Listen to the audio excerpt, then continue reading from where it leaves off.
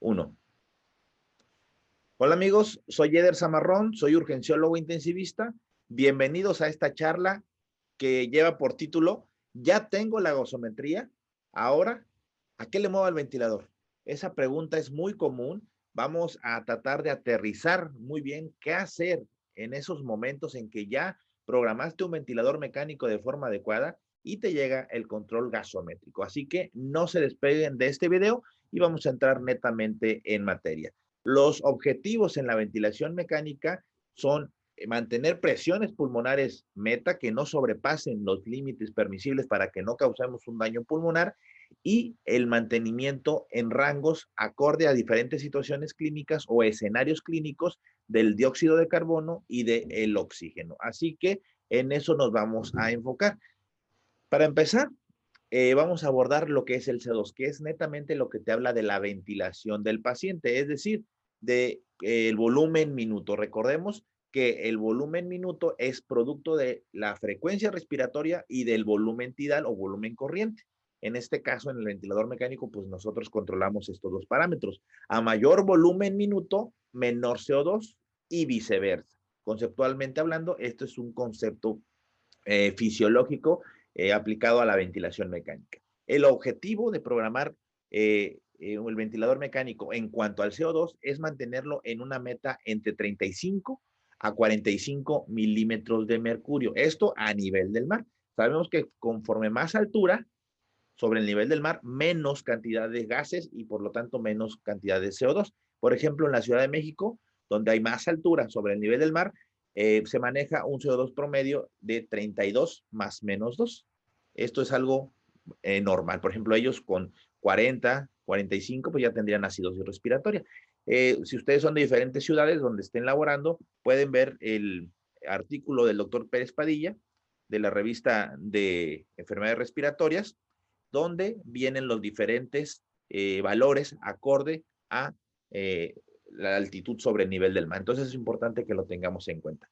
Y lo vamos a aplicar este concepto en pulmones sanos, en pulmones donde no tenga patología ni obstructiva ni restrictiva, es decir, en pacientes que no tengan un proceso inflamatorio pulmonar o pacientes que tampoco tengan un broncoespasmo, porque eso es diferente, vamos a verlo poco a poco.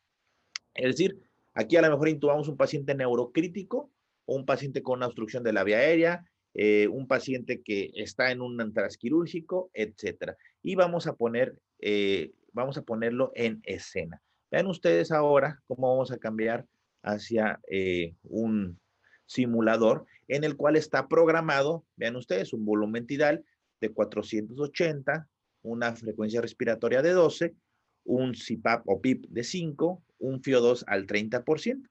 Entonces, yo lo que voy a hacer en este paciente es llevarlo a la frecuencia respiratoria que me esté dando un CO2 deseado. Vamos a poner un ejemplo relativamente sencillo. Vamos a suponer que nosotros en esta ocasión tenemos a un paciente y le tomamos la gasometría y nos sale con un CO2 de 50 milímetros de mercurio, ¿sale? Con 50 milímetros de mercurio de CO2. Pero yo lo que quiero en este paciente no es 50 milímetros de mercurio de CO2. Yo quiero, vamos a poner que estamos a nivel del mar entre 35 a 45, un promedio 38 a 40 es el CO2 que yo deseo. Y en esta ocasión tenemos una frecuencia respiratoria programada de 12, ¿sale? Entonces, la fórmula que vamos a utilizar es relativamente sencillo. Es lo que yo tengo entre lo que deseo. Así que es relativamente sencillo. Lo que yo tengo es un CO2 de 50 y una frecuencia respiratoria de 2. Por lo tanto, la fórmula que hay que hacer es CO2 actual por la frecuencia respiratoria actual. Vamos a poner, entonces, el CO2 actual es de 50 por, en este caso son 12, y lo vamos a dividir entre el CO2 que queremos, que en este caso van a ser 40. Y nos sale una frecuencia respiratoria de 15. Es decir, yo al ventilador mecánico voy a subirle de 12 a 15. ¿De acuerdo?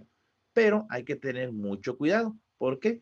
Porque yo tenía, vamos a volver a regresarlo a 12, vean ustedes, y con 12 tenía una IE 1 a 2. Entonces yo lo que voy a hacer es subirle a 15 y ajustar mi IE.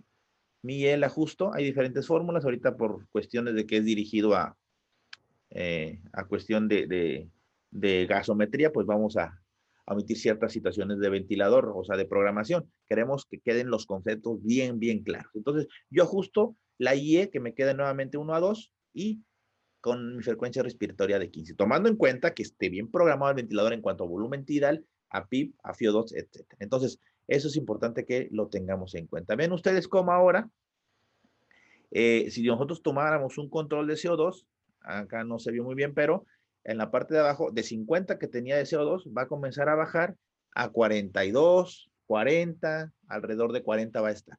No es algo tan exacto, pero en 3 a 5 minutos ya podemos ver los cambios. No es siempre necesario estar tomando tantas gasometrías. Estas fórmulas son relativamente confiables, aunque lo ideal sería que estuvieran monitorizando con el CO2 exhalado. Entonces, vean ustedes, ahora ya viene hacia 41 y ahí se puede mantener de una forma mucho mejor. Entonces, así ajustamos el CO2 acorde a la frecuencia respiratoria.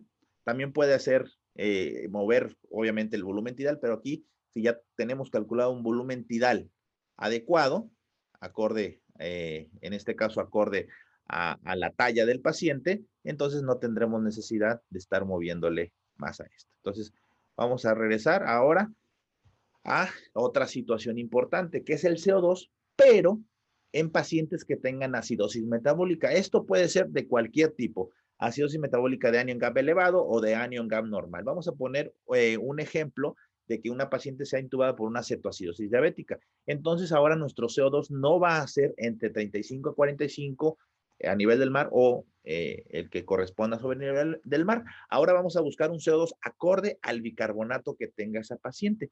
Es bien importante que recordemos que cuando un paciente tiene una acidosis metabólica, es decir, tiene un bicarbonato bajo, por menos de 22, el mecanismo de compensación va a ser hiperventilación. Es decir, va a aumentar el volumen minuto para que disminuya CO2 y la sangre se haga menos ácida. Entonces, ese es el concepto. Por lo tanto, ahora vamos a utilizar la fórmula del CO2 esperado acorde a el bicarbonato, que es la fórmula de Winters. Es bicarbonato por 1.5 más 8. Y lo vamos a hacer nuevamente en un ejemplo para que nos quede mucho más claro este concepto. Vamos a poner, ahora bien, es este mismo ventilador mecánico, este mismo simulador nos va a servir para esta situación. Vamos a poner el ejemplo de que mi paciente tenga un pH, se intuba, se programa un ventilador, ¿de acuerdo? Y tenga un pH de 7.1, tenga un CO2 de 40, ¿de acuerdo? Y tenga un bicarbonato de 10. Entonces yo puedo creer, digo, pues está en 40, está muy bien porque es mi CO2 normal a nivel del mar, pero no. Yo aquí lo que voy a hacer es utilizar la fórmula de Winters, ¿de acuerdo? Para sacar cuánto queremos de CO2 acorde a este bicarbonato. Y la fórmula de Winters es relativamente sencillo, les digo, es el bicarbonato actual que es 10, ¿de acuerdo? Por 1.5 y el resultado le sumamos más 8 y nos da 23. El resultado es más menos 2 cuando hablamos de fórmulas de compensación en la gasometría, pero aquí como queremos un número fijo es 23. Entonces ahora, fíjense ustedes, mi CO2 esperado para este bicarbonato, en este caso, es de 23. Ojo, mucho ojo. Ahora yo lo que quiero es bajar de 40 a 23. Entonces, utilizamos la misma fórmula para bajar el CO2, para mover el CO2, que es lo que tengo entre lo que quiero. Ahora tengo una frecuencia respiratoria de 15, que está en el ventilador mecánico, vean ustedes, por un CO2 actual de 40, ahí está, 15 por 40, y lo vamos a dividir ahora ¿entre cuánto? Entre 23 porque es el CO2 que queremos. Entonces, la frecuencia la tenemos que subir hasta 26. Es decir, vean ustedes aquí, de 15 que tengo, le tengo que subir hasta 26. ¿Para qué? Para que mi paciente pueda tener un CO2 acorde a ese bicarbonato. Entonces, vean ustedes aquí cómo lo que vamos a hacer es ajustar una IE 1 a 2 con el tiempo inspiratorio o con el flujo inspiratorio acorde a cada ventilador. ¿De acuerdo? Ahí tenemos que programar algunas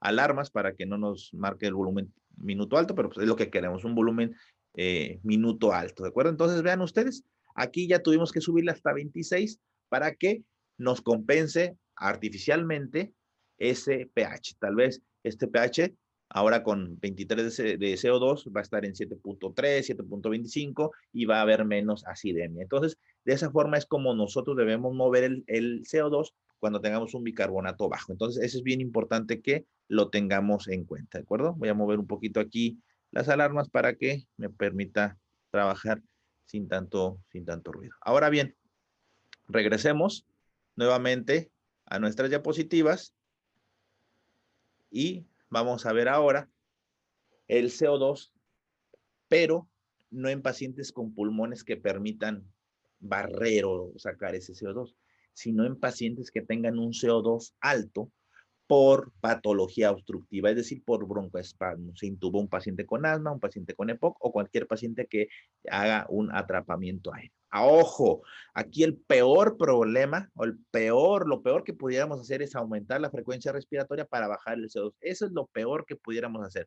El CO2 en paciente obstructivo se baja con una estrategia de evitar atrapamiento aéreo, aumentando la relación inspiración-expiración. Pero obviamente lo que queremos aquí no es que el CO2 se baje, sino es que no atrape aire para que no exista un colapso cardiovascular, porque estos pacientes hacen un choque de tipo obstructivo, por tanto atrapamiento que tienen. Es decir, esa capacidad residual funcional que tenemos nosotros en pacientes con atrapamiento aéreo, con broncoespasmo, se convierte en un espacio muerto pulmonar, porque permite que entre el aire, pero no permite que sale con facilidad. Ahora vamos a poner ese ejemplo en el ventilador mecánico. Lo vamos a hacer simulando ahora, ¿de acuerdo? Simulando ahora un paciente que tenga atrapamiento aéreo. Pero vean ustedes, aquí sí quiero que quede muy claro. Este paciente en el gráfico de flujo-tiempo, vean ustedes cómo tiene atrapamiento aéreo. Flujo que entra, flujo que no sale por completo, es decir, que se queda atrapado en los pulmones. Esto nos va a dar como consecuencia un autopip o un PIP intrínseco, es decir, esa, como le comento, ese nitrógeno, ese aire que se queda atrapado, genera una presión extra en los pulmones que causará un conflicto con la contracción del ventrículo derecho y causará un choque obstructivo. Entonces, los pacientes se mueren de choque obstructivo. Aquí vamos a poner un ejemplo. Que les digo, no es el objetivo netamente el CO2, sino es pues que no haga este atrapamiento aéreo, pero como consecuencia va a mejorar el CO2. Vamos a poner que recibimos una gasometría con un CO2 de 79 milímetros de mercurio. Entonces, aquí ojo, el peor error es lo que están haciendo aquí. Alguien a lo mejor previamente le aumenta o le aumentó la frecuencia respiratoria, entonces ese CO2, en lugar de mejorar, ¿qué creen que va a pasar? Pues va a empeorar.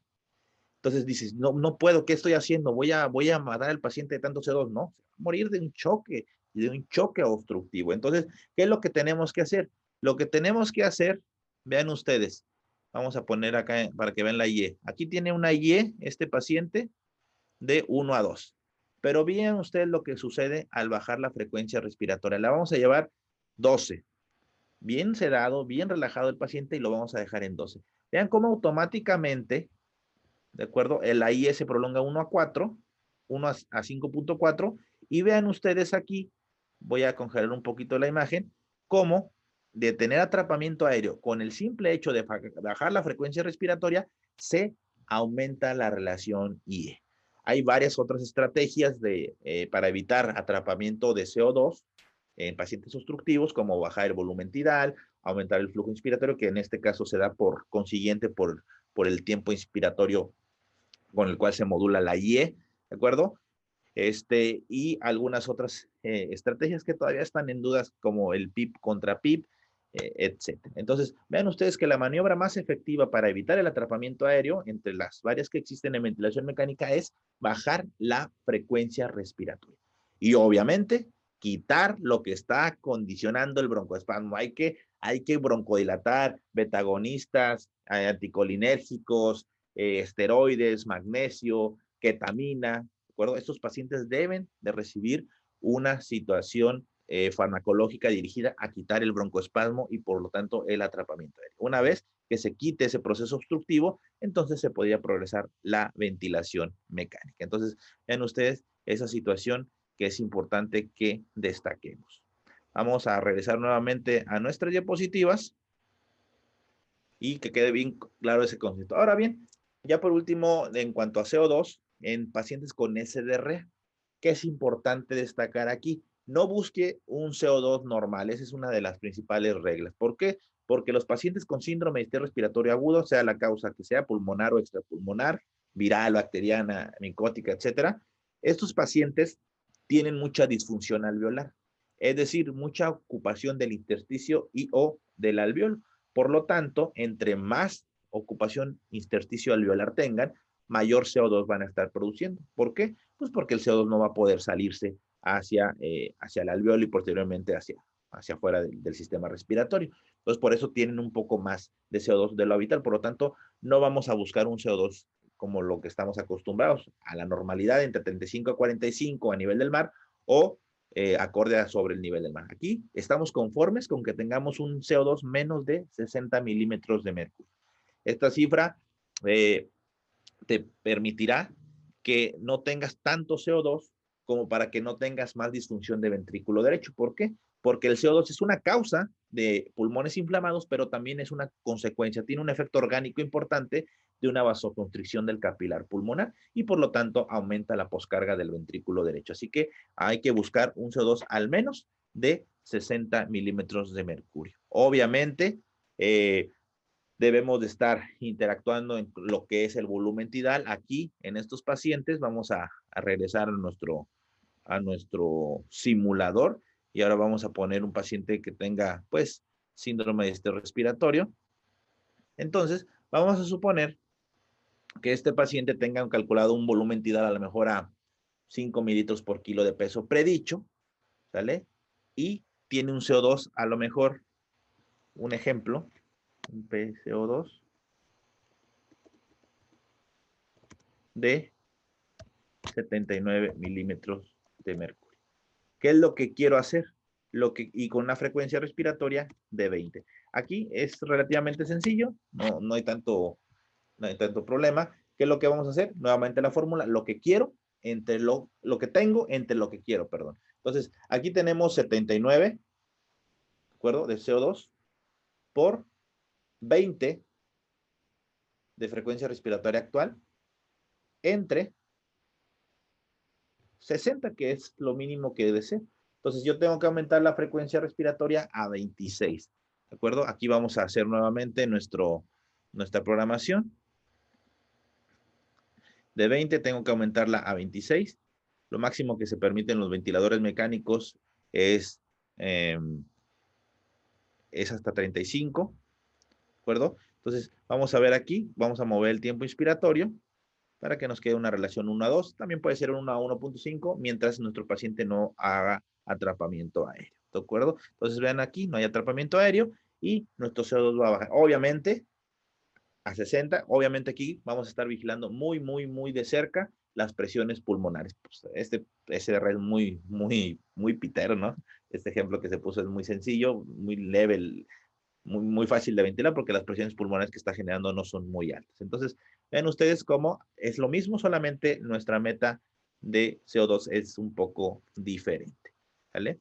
Entonces, eso es básicamente lo que vamos a hacer en pacientes con SDRA. Ahora bien, pasando ya a lo que es cómo nos sale la oxigenación, aquí es importante destacar los pulmones normales, como les comento, pulmones que intubamos por otras situaciones neurocríticos, a lo mejor por un paciente por una protección de la vía aérea, por un absceso de cuello, por un tumor, por quemadura de la vía aérea superior, etcétera. tal vez estos pacientes van a requerir muy poco FiO2. Entonces, aquí hay que poner el FiO2 el mínimo para que mi paciente mantenga saturación entre 92 a 96. Eso se puede hacer con una pulsoximetría. Si queremos gasometría para esto, pues con que esté entre 60 a 100 milímetros de mercurio a nivel del mar es algo normal. El mínimo FiO2 para mantener metas de saturación, de oxigenación en estos pacientes. ¿De acuerdo? Es importante que eso lo tengamos muy en cuenta. Vamos a poner, pues, un ejemplo en el ventilador mecánico, ¿de acuerdo? En el cual, vean ustedes, vamos a poner una programación de X paciente, a lo mejor un TCE que lo intubaron, le calcularon su volumen tidal entre 6 a 10, en promedio 8 mililitros por kilo de peso ideal, ¿de acuerdo? Paciente que no tenga obesidad, ¿sale? Y vean ustedes que el paciente está saturando al 100% y es neurocrítico, o cualquier paciente neurocrítico mucho más. Cualquier paciente neurocrítico con un PaO2, o sea, una presión arterial de oxígeno más de 104 milímetros de mercurio, aumentaremos la mortalidad, porque hay más formación de radicales libres y más destrucción de las células, ¿de acuerdo? Entonces hay más muerte celular en estos pacientes. No queremos eso, hay más necrosis, que es la muerte celular que no queremos. Entonces, ¿qué es lo que vamos a hacer? Vamos a bajar el FiO2. Inclusive, vean ustedes, yo podría llegar a bajar el FiO2 hasta 21%, más o menos esperan unos 5 minutos, 3, 5 minutos están al pendiente, y posiblemente este paciente aún así va a estar saturando en metas, entre 92 a 96, algunos marcan 94, 90 96, otros dicen que arriba de 90, pero que hay siempre 92 a 96% es la meta. Pero nunca, o traten de evitar pacientes que tengan más de 98% de saturación. Entonces, aquí si se dan cuenta, hago mucho énfasis en la hiperoxemia. Claro, la hipoxemia es deleteria, menos de 90 milímetros de mercurio, menos de 90% de saturación, va a traer consecuencias también de lesiones celulares, pero aquí hago mucho énfasis en la hiperoxemia porque a veces la damos como normal. Está saturando a alguien al 100% y digo, qué bien, está saturando muy bien. No queremos a nadie saturando al 100%, ahí puede haber sus excepciones, pero y sus momentos de excepción, pero no como una regla general. Entonces aquí miren, con FiO2 al 21%, el paciente satura 97, 98%, y eso es más que suficiente para este paciente. Entonces, es importante que eso lo tengamos en cuenta. Ahora bien, ya de la última parte, viene lo que es un poquito más complejo, pero vamos a abordar, como estamos haciéndolo, de conceptos, que es el PaO2 en SDRA. Aquí queremos una meta de PaO2 entre 55 a 80 milímetros de mercurio, ¿de acuerdo? En pacientes con SDRA, y una saturación suficiente es 88 a 92 o a 94%. Con eso estamos tranquilos, ¿de acuerdo? Para esto, ¿qué es lo que tenemos que hacer? Para esto lo que tenemos que hacer es ajustar la fracción inspirada de oxígeno y la presión positiva al final de la expiración, ¿de acuerdo? Entonces, eso es importante que lo tengamos en cuenta regularmente. Acuérdense, paciente con una PAFI menos de 150, que es la relación entre la PaO2 y la FiO2 que estemos administrando, una PAFI menos de 150, aquel paciente que a pesar de un volumen tidal de 4 mililitros por kilo de peso predicho, tenga presiones mesetas por arriba de 28 milímetros de mercurio, ¿sale? O que no tenga metas, logremos metas de CO2, esos pacientes se tienen que considerar una ventilación mecánica en prono, a la par de una pseudoanalgesia profunda, y considerar inclusive una relajación o bloqueo neuromuscular en pacientes sobre todo con presiones pulmonares altas o con asincronías. Entonces, eso es importante que lo tengamos en cuenta. Vamos a ir por último a nuestro ventilador mecánico. Bueno, entonces en el simulador que estamos teniendo ahora, vean cómo pues es un SDRA mucho más severo, más importante, porque tiene una presión pico de 30, a pesar de que estamos teniendo una volumen tidal de 280. Este paciente, vamos a poner un ejemplo, que está a 4 mililitros por kilo de peso predicho. Entonces, este paciente está cumpliendo con menos de 35 de pico. Vamos a ver, aquí hay que hacer algunas otras estrategias para evaluar, ¿de acuerdo? Vamos a ponerle una pausa inspiratoria para ver cuánto trae la meseta. Ven ustedes aquí. Aquí se nos hizo la presión meseta. Ven ustedes, tiene 25 de meseta. está en metas.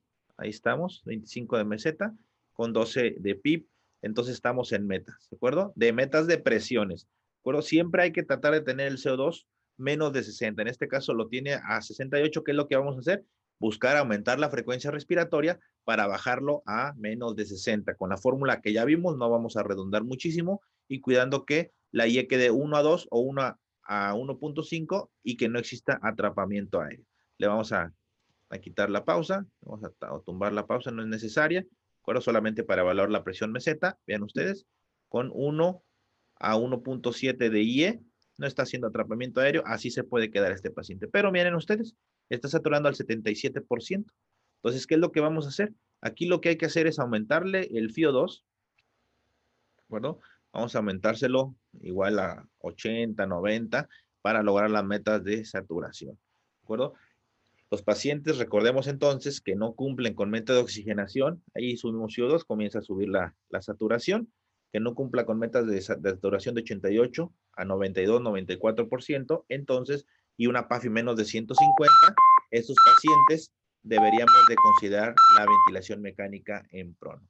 Bueno, aquí se mantienen controlados, no hay ninguna sincronía, pero posiblemente tenga una PAFI menos de 150 este paciente y necesitamos una pronación. Una PAFI menos de 150 o una SAFI menos de 190. En este caso, porque también saquemos la SAFI, que es la saturación entre la FiO2, sería 90 entre 0.81 y nos da 111 de SAFI. Menos de 190, este paciente requerirá una ventilación mecánica en prono. Entonces, hay que ajustar la FiO2 y hay que ajustar también los niveles de PIB, el PIB mínimo necesario para que sature al 88, al 92% y que no sobrepase las metas de presiones pulmonares. Tal vez aquí podamos ganar un poquito más de PIB. No es el caso estrictamente de esta charla, pero a lo mejor un poco más de PIB podemos preservar que la meseta no se nos vaya más de 28 y que comience a ganar oxigenación.